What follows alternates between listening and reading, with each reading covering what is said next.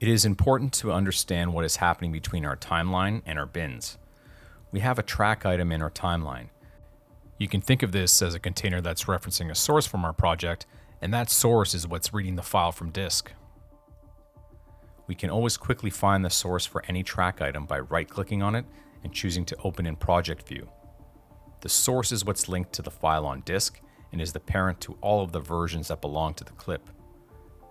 If we double-click on the source, a new viewer will be created containing the source clip.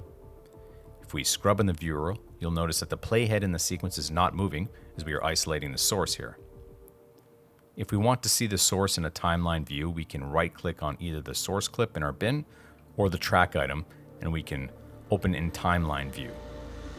The timeline view for the source will show us the full-length clip, even if the track item is trimmed down in our sequence. When we scrub the source in the viewer, we can see the playhead moving in the isolated timeline view. So now we know that our track item is referencing the source. And remember, our source clip is the parent to all the versions of this clip. So not only can we see these versions in menus, but we can also right-click on the source and open the versions bin. And these are bin items that are linked to our source. Each one of these versions can also be opened in a timeline view, which will become quite useful if we want to add additional soft effects that are specific to a version.